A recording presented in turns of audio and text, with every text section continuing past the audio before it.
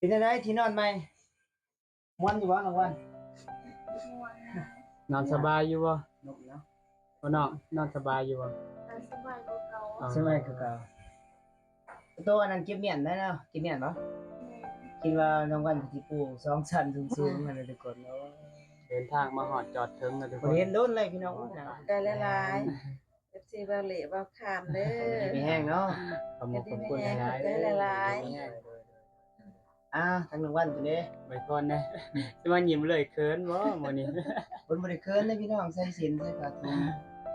เอาไว้ก่ ข อน อบ เพิ่น ใจ แน่ หลายเด้อ FCI เดทและก็ไอคานเด้อ สิช่วยเหลือเนาะ แม่นสิเป็นสะพานบุญ โดยใจให้ FC อยู่ดีมีแห้งเนาะ แม่ ไว้เด้อ ลำรวยทั้งนี้ โดย แม่น โทรศัพท์ตายแท้บ่เนาะอ้าวถ้าตายแท้สิขอให้น้องวันเพิ่นเอามาให้ FC เบิ่งเห็นว่าเพิ่นตัวหรือจังใดนะได้บ่เนาะ ๆหลายคนทัก แม่น มาหาเบาการว่าเป็นหยังน้องทักไปหาน้องวันเพิ่นก็ น้องวัน บ่ตอบ อันลองเบิ่งมันตกแบบใดสิมาเป็นแนวนั้นพูน โอ้เพราะว่า FC แชทหาน้องวันบ่ตอบ หน้าจอน่ะสิเสื่อม หน้าจอเสื่อมกราบสุขสบายดีเด้อสบายดีพี่น้องเพิ่นสุขทุกคนมาอยู่กับสองบ่าวข้านคนเดินทางเนาะวันนี้บ่าวข้านกับบ่าวตุเล่สิได้เดินทางไปแขวงเสกองไปหาน้องวันเพิ่นที่ FC หลายคนตามหาแม่นว่าไปหาน้องวันเพิ่นแน่ไปเยี่ยมน้องวันเพิ่นแน่เดี๋ยวบ่าวข้านกับบ่าวตุเล่สิได้ไปหาน้องวันเพิ่นทางแขวงเสกองเมืองละม่ามบ้านโพนคำจังไดก็ฝากขอบคุณหลายๆ FC เบิร์ดสุขุทุกคนที่เขามาติดตามและรับชมทางสองบาวข้านและก็สองบาวตัวเหล่เพิ่นอันนี้ที่เป็นวิวทิวทัศน์ทุกคนวิวทิวทัศน์ด่านหลัง จะเป็นซิกเนเจอร์ของเมืองท่าแตงเพิ่น บาวข้านไกลไปไกลมากับบาวตัวเหล่เพิ่นกะได้ผ่านทางนี้เป็นประจำแล้วทุกคน เดี๋ยวบาวข้านสุดท้ายให้เบิ่งเด้อวิวด่านหลัง สวยงามตา วิวทิวทัศน์ที่ผู้ผมกายไปไกลมากกะสีประมาณนี่แหละทุกคนมันก็สวยดีบรรยากาศดีมาชมทะเลหมอกชมวิวภูเขางามหลายเดี๋ยวสิทายตลอดการเดินทางเส้นทางของเบาคานกับเบาตัวเล่เพื่อนไปหาน้องวันที่ทุกคนตามหาหลายเฮากะสีซื้อของเล็กน้อยไปช่วยเพื่อนตามงบประมาณนะครับนอนแล้วก็มีของฝากทาง FC เพื่อนทางฝั่งไทยเดี๋ยวมาลุ้นกันว่ามันสิคืออีหยัง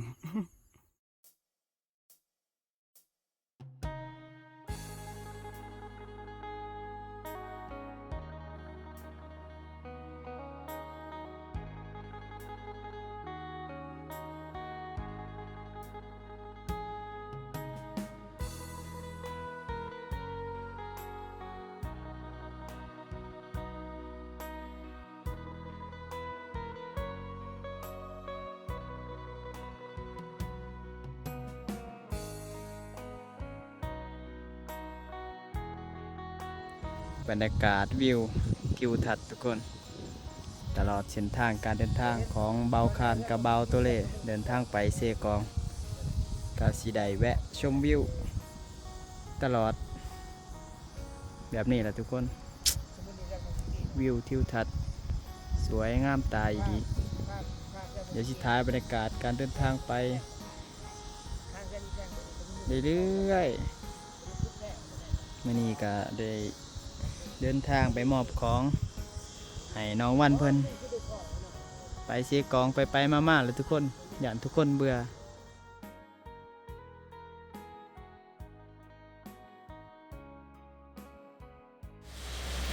เดินทางไปฝนกระตกโอ้กองกับเปื่อยเบิดทุกคนโอโลอาชิฮอดไซนี่กองเบิดเปื่อยเลยฝนกะโอ้ยทางบ้านผมกำลังมาหอดจอด ถึ ถึ ง ง พี่น้องเด้อถึงน้ำฝนเฮาบ่มีรถยนต์นี่มันจีกนี่ ฝนตกทุกคน ฝนตก แข่งฝนเลย นี่แหละทางเขาบ้านเพิ่น อันนี้เส้นทางเขาบ้านน้องวัน เดี๋ยวเฮาสีเขาไปในไปบ้านน้องสาววันเพิ่นสี ไปมอบของ ไปไปไป ให้น้องวันเพิ่นเนาะเอาจังไดก็ฝากติดตามและรับชมหน่อยเด้อ โอ้ สบายดีเด้อ นี่แหละกองพี่น้องเอ้ยเบิ่งกุดเฮียนมันเป็นหยังฝนคือฝนนี่เปื่อยเฮาบ่มีรถยนต์แล้วโอ้ยเป็นจังไดที่นอนใหม่ม่วนอยู่บ่น้องวัน ม่วน นอนสบายอยู่บ่ ม่วนเนาะ บ่น้องนอนสบายอยู่บ่ การสบายกว่าเก่า อ๋อ ใช่ไหมคือเก่าโตอันนั้นเก็บเมียนได้เนาะเก็บเมียนบ่ แม่ คิดว่าน้องวันสิปลูก2ชั้นสูงๆนั่นแหละทุกคน เดินทางมาฮอดจอดถึงแล้วทุกค บ่ น เห็นโดนเลยพี่น้องโอ้นางคุณผู้ชมสาวสงสัยเขาปลาลายหาหน่อไม้โอ้ฮ้อนพี่น้องฮ้อนหลายเนาะ แม่ ฮ้อนหลายบ้านน้องเพิ่นฮ้อนอยู่ดีโอ้ยดอกไฟยังน้อยๆอยู่พี่น้องเอ้ย ขอโทษหลายๆเด้อที่มีเสียงรบกวน มีเสียงรบกวนในเขา บ้าน เบิดแล้วบ่หั่นอันนี้ยัง ยังสอบ สอบครึ่งบ่เป็นสอบครึ่งสอบหนึงกับ หน่อยหนึงได้บ่ หน่ พ อย อ หนึ่ง 2โลประ ได้ มาณ อยู่ นี้ รอก2โล หน่อยหนึงเดียว ก็อ่อนอยู่บ่ อ่อน อ่อนอยู่เนาะ อืม ได้จักมื้อแล้วแม่เขานั่นน่ะเป็นลูกมาให้ลืมแล้ว แม่ก็ลืมเลยนี่ต้นเติบ ได้จักอาทิตย์แล้วนะวันสำนั้นน่ะลืมแล้วได้นี่ บ่แม่นคิดปลายช่องคิด ประมาณ บ่ 2ทิศ ประมาณ2อาทิตย์เนาะ ประมาณนั้น ประมาณ2อาทิตย์พี่น้องอันนี้ยังเหลือประมาณนั้นสอบหนึงมีอีกสอบหนึงอ๋อ FC สอง ถาม สอบ มา กัน ห นะ ลาย สิประมาณ หลายว่าไปหา เดือน น้อง หนึ่ง วัน เนาะ แน่ FC กินฮอดน้องวันเพิ่น แม่น สิกินฮอดเบาเลยก็กินฮอด โดน โอ้ย บ่ได้มา ไป ถ่า เรื่อย ยทุกคนเลย ๆเนี่ยอ่ะก็นี่แหละก็เอาน้ำของจากทางไทยเพิ่นจากจังหวัดหยังแหละเพิ่นฝากมาให้ก็บ่ฮู้ว่าเป็นหยังเพิ่นว่ามีเสื้อผ้ามีหยังแล้วเบาเลยเอ้ยที่อยู่ที่นอนแน่เป็นจังได๋บัดเลยก็ให้น้องวันไขเด้อมื้ออื่นน้องไปซ้ายมื้ออื่นเนาะ มื้อนี้บ่ไปหาหน่อไม้ เอาหน่อยเอาหน่อยมาขาย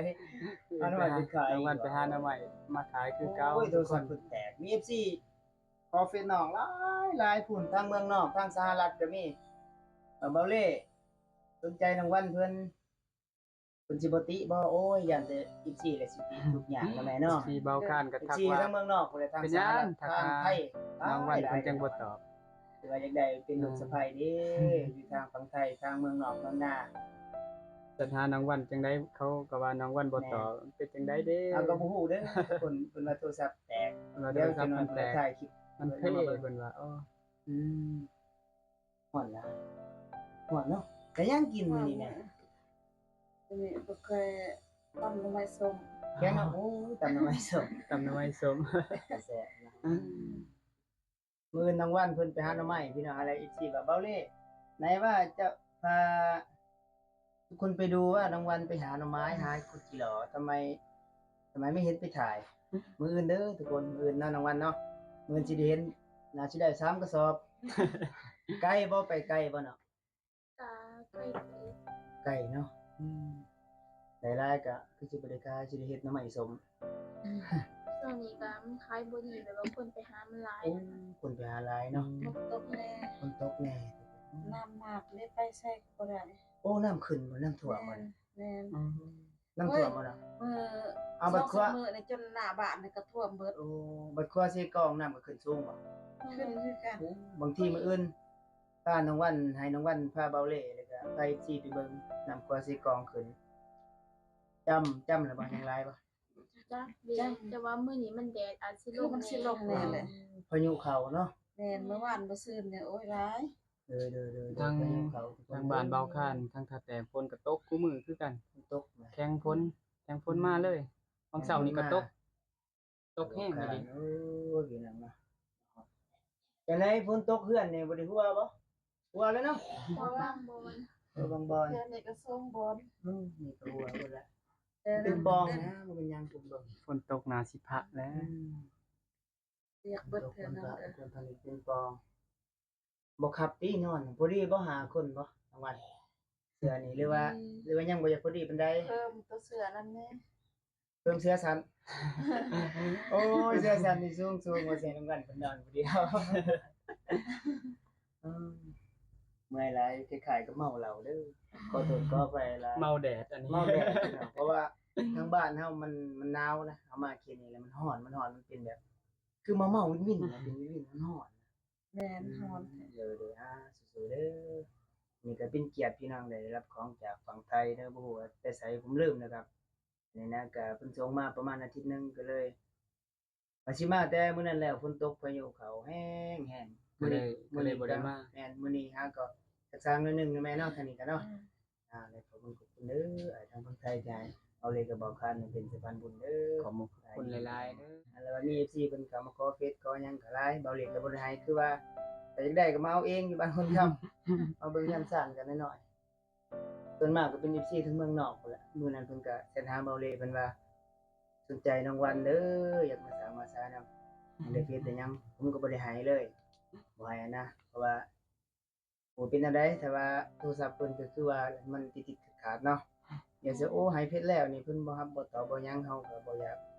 FC เว้าหั้นนะทุกคน แม่น โทรศัพท์ตายแท้บ่เนาะอ้าวถ้าตายแท้สิขอให้น้องวันเพิ่นเอามาให้ FC เบิ่งเห็นว่าเพิ่นตัวหรือจังใดนะ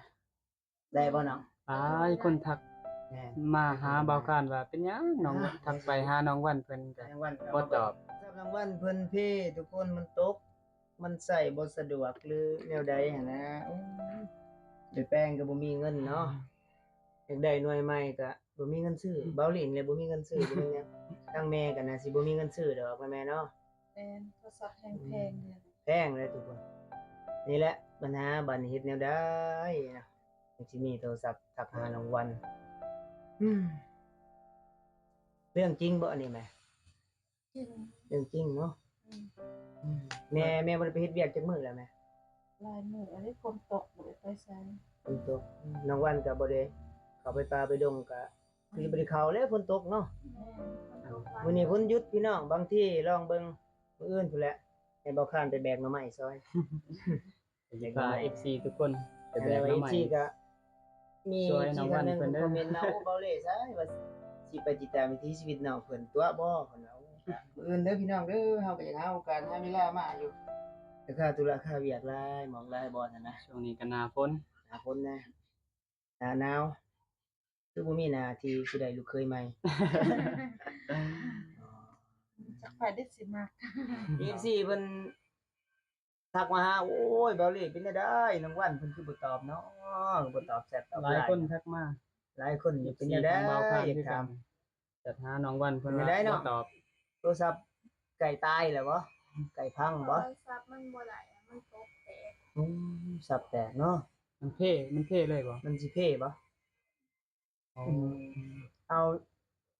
น้องก็บ่ได้ลิ้นบ่ได้ใช้อยู่บ่หรือเป็นอะไรหรือว่ายังลิ้นอยู่บางครั้งบางคราว ก็บางเทื่อมันได้บางเทื่อมันก็บ่ได้ ตกแตกก็รีบบ่เนี่ย โดย แตกแท้เนาะของแท้หายากในโลกใบนี้ โทรศัพท์เพิ่น เถอะมันสัมผัสเองพี่น้องเอ้ยปวด สิเป็นแนวนี้เด้อ ปลดล็อกบ่ได้บ่ใส่อันลองเบิ่งมันตกแบบใดสิมาเป็นแนวนั้นพูน เอาเพราะว่า FC แชทหาน้องวันบ่ตอบ หน้าจอน่ะสิเสื่อม หน้าจอเสื่อม ใช่เอาให้เบิ่งอีกตอนนี้ 16:48 นาทีเด้อ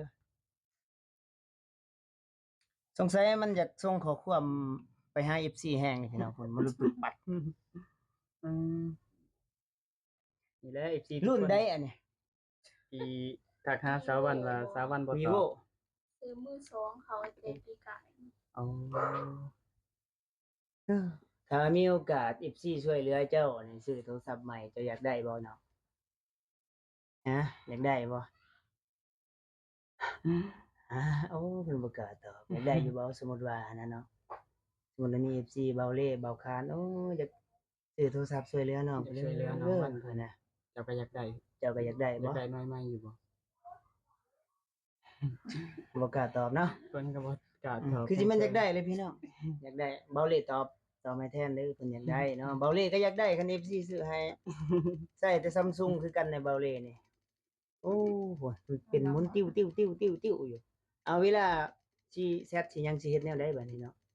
ย่ามมันได้ก็ได้ โอ้ยามมันได้ก็ได้เนาะส่วนรายได้ก็บ่ได้นี่อันใดได้หลายกว่ากัน บ่ได้ บ่ได้หั่นล่ะ บ่ได้หลายกว่าก็เลยเฮ็ดแต่มาริวติ้วๆๆนั่นน่ะเนาะโอ้เวลาแชทให้ FC จักพิมพ์ผิดพิมพ์ถูกพี่น้องนี่แหละเด้อสาเหตุ หลายคนถามมาว่าเป็นหยังน้องวันคือบ่ตอบ แม่น แชท แม่น นี่แหละทุกคน อ่า ครับน้องเพิ่น ฟังเบิ่งมื้ออื่นบ่เลยก็บ่ ประมา พา ณ น นี้ สิไปหาหน่อไม้บางทีได้2-3 สอบโฮมๆซื้อโทรศัพท์ ไกลบ่น้องไปมื้ออื่นไกลบ่ โดยไก่ เขาป่าเขาดงพุ่นเลยเนาะฟังเบิ่งมื้ออื่นเด้อทุกคนเด้อฝากติดตามก็บ่มีหยังหลายพี่น้องนี่ก็มาให้ของให้รางวัลแล้วก็ทางครอบครัวเพิ่นน่ะนะอีกทีทางฝั่งไทยก็ขอบคุณคนห เดี๋ยว ลายๆ สิ แล้ว ไป ก็ ติดตามวิ มา ถี เบิ่ง ชีวิตน้องวันเพิ่น มาเบิ่งอันนี้ หาอยู่หากิน โทรศัพท์เพิ่นนั่นแหละคือว่ามันเป็นมะลึกกึกกักอยู่ นี่แหละที่เพิ่นบ่ตอบเด้อก็ขอโทษขออภัย FC หลายๆมื้อนั้นมันบ่ได้เป็นนะนี่นะมันเป็นแนวใดน้อง มันตก มันตกน่าสิตกแห้งตกแห้งจะเป็นอันนั้นมันอยากเสื่อมแล้วแม่เนาะ แม่เที่ยงการโทรศัพท์มันเก่านี่ เฮียก็รุ่นเก่าพี่น้อง Vivo Y20 บ่จักตามเบิ่งจัก2001มันก็โอ้ยจักสิว่านะพี่น้องเนาะยังทุกข์แห่งซ้ำเติมนั่นแหละก็สู้ๆเด้อแม่เด้อรางวัลสู้ๆสู้ เป็นกำลังใจ ๆบางทีมันมี FC เพิ่นได้ติดตามรับชมเบิ่งผู้ใจดีเพิ่นอยากช่วยเหลืออยากซื้อโทรศัพท์ใหม่เฮาก็ยินดีเด้อสมมุติเขาเจ้าช่วยเหลือนี่น้องอยากได้โทรศัพท์รุ่นใด เป็นได้ก็ได้ รุ่นใดก็ได้ขอแต่บ่เป็นมันคือกักมองแบบนั้นนี่เนาะรุ่นใดก็ได้เด้อพี่น้องเด้อเอาจักตัว80,000 บาทก็ได้ เบาเรื่องนั่นสิหมื่นพี่น้อง